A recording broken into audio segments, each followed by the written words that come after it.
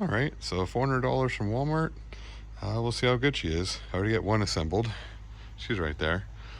We're going to assemble this one together, let you know what you need to put it together and what you need to look for, and give her a test drive. Assembly is pretty easy. They don't give you any tools, but you're going to need a pair of dikes, Phillips head screwdriver, a ratchet, 5mm, 6mm Allen, 3mm Allen, a open-ended wrench. You need a 10mm, a 14mm, and a 15mm. All right, she just pulls out into the assembly. I know a lot of people are complaining about the being damaged delivered, so it seems like they've gone overboard with how much stuff they protect us with.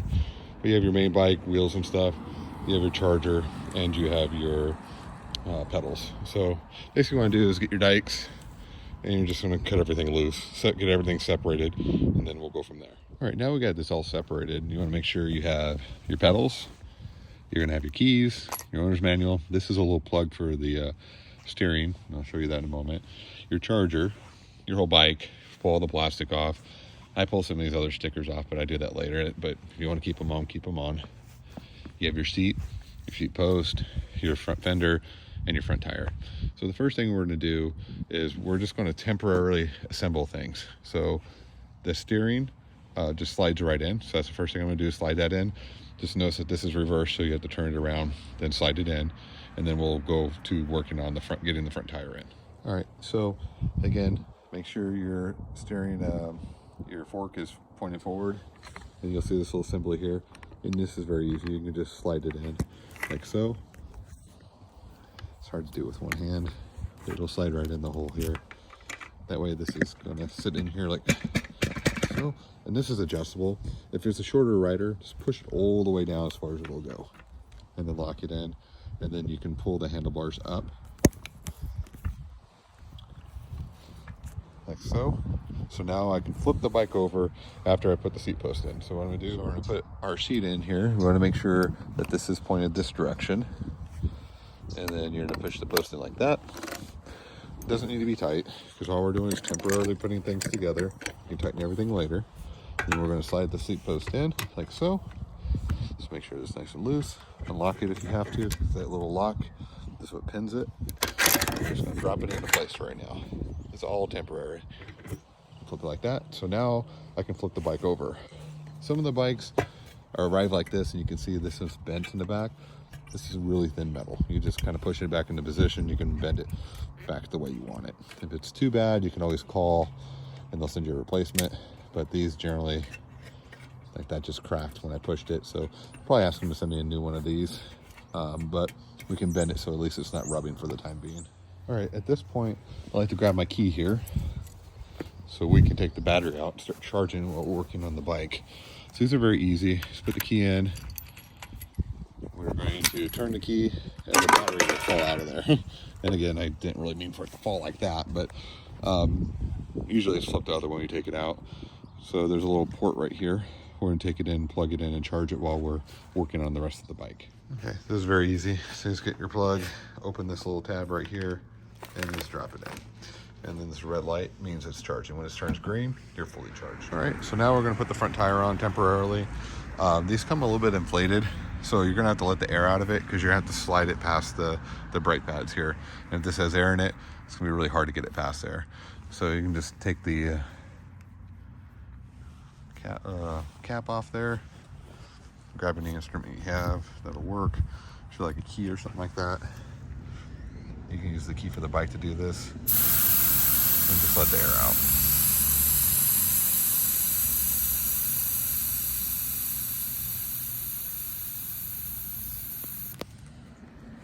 So I just pinched the tire, dropped it in there, and then we're going to just go ahead and drop the tire into the fork here. And you have retainers here that are going to clip in right here on each side. Also keep in mind that these are rotational tires. They only rotate one way, so just make sure the arrow is going to point the way the tire is going to turn. All right, so the next thing we're going to do is put our pedals on, and they're labeled. So this is left, left. Pull these stickers off before you put them on. When you do put them on, they're reverse threaded, so you're going to turn them counterclockwise in order to get them to go in, not clockwise like normal. And this is just to prevent them from spinning off while you're riding the bike. but pull these stickers off, because if you leave them on here and they stay on you for any period of time, they're impossible to get off. All right, so now we have the bike temporarily together. First thing I like to do now, now that it's standing up, is inflate the tire. So we're going to put 45 psi on each tire. Next thing I like to do is go ahead and tighten up the seat. You just want to put it to the height you want it, and that's simple by just adjusting this. Screw it in, get it tight, crank it down, and then you have a 14 millimeter on both sides. The key to doing this is making sure you crank it the same amount on both sides. You want to generally crank these tight plus a turn and a half. Again, you just want to make sure they're about the same on both sides when it's cranked down nice and tight, and then you can adjust your seat height. Next, I like to tighten down the nuts on the front here. These are 15 millimeter.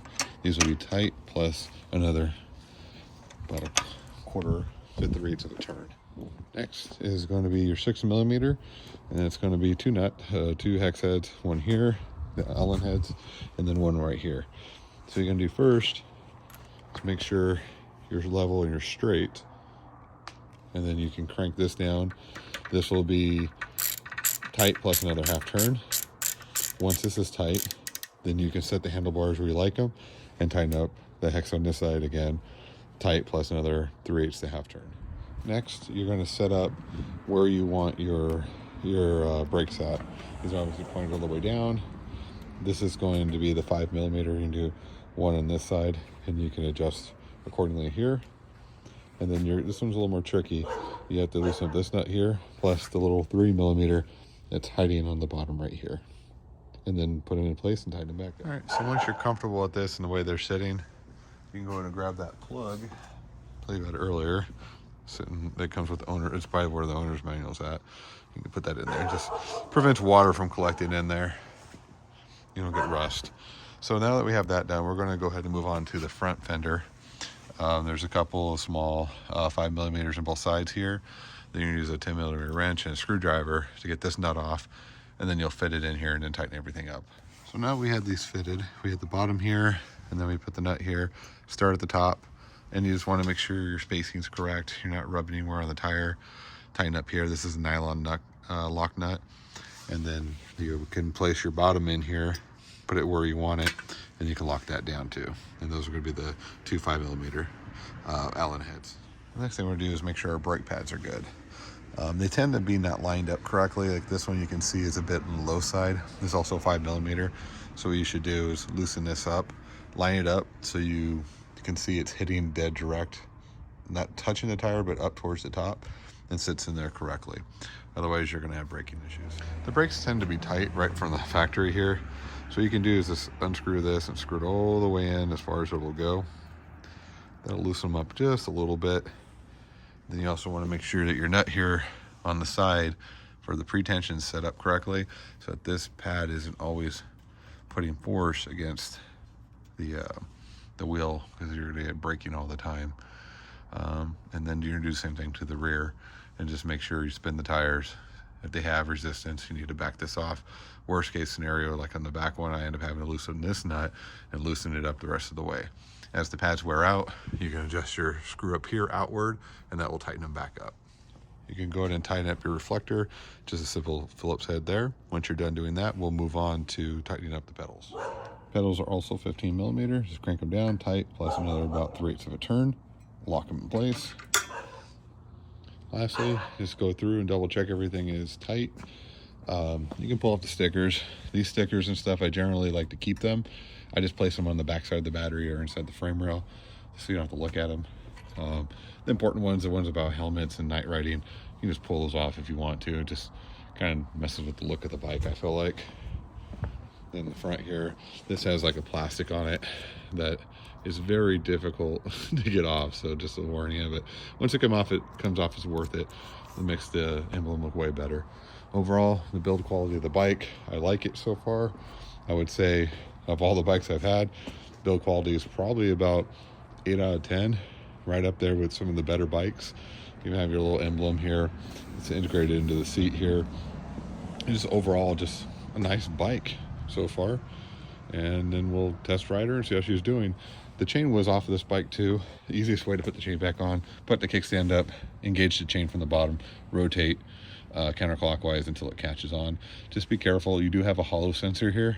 A lot of people forget that. Anything hits this or damages this, like the chain, you'd have to replace the whole sensor. Otherwise, your pedal assist won't work. It's getting a little dark out, but we're going to take it out for a ride. To turn it on, push the button, hold for about 5 seconds. That turns your battery on. Then you have different functions here. You have your on and off. You turn it on, all the lights light up. These are your stages. You have 1, 2, and 3. They activate when you pedal. I recommend you start at 1 and then work your way up, because it is a weird sensation. But the good thing is there's a sensor on the brakes. When you hit the brake, it disengages the pedal assist, so it doesn't have an issue where it tries to overpower you as you're trying to stop. So keep in mind that it looks like both brakes have that sensor. So if you need to stop, hit the brakes. Don't try to like slow down like normally do, like coasting, because it'll keep on going for a little bit longer after you engage it. This 6 kilometer, it's roughly 3 miles an hour. If you're walking the bike, you hold this button down. It just assists you in walking the bike down the road. So anyway, then take her out and see what she's like. All right, so some quick observations. As I stated before, when you hit the brakes, it automatically turns off the pedal assist. Pedal assist, once you start pedaling, no matter how much force you put into it, it kicks on at about 2 to 3 seconds after you start pedaling. And once you stop pedaling, it still goes for about another 3 seconds, unless you hit the brakes. So keep that in mind when you get a high rate of speed and it's doing about 20, 22 miles an hour.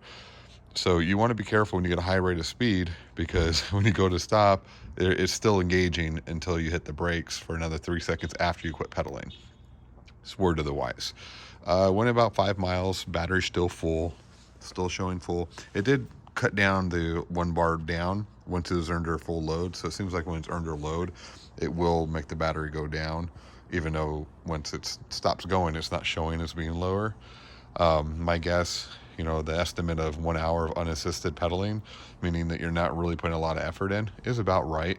It's about 7 amp hour battery, so that makes about sense. So far, it rides nice and smooth. Brakes work nicely. Really doesn't need any adjustments. Night riding, going to have to add some lights in the front and rear, because it is a black bike, and it does get going pretty quick. So I'm gonna take it out to the beach here this weekend. I'll do another video after that. Otherwise, hope you enjoyed this video. Please like and share. And if you're thinking about this bike, right now I recommend it. They give you a week to return it. You can return to any Walmart store if you don't like it. So far so good, and have a nice day.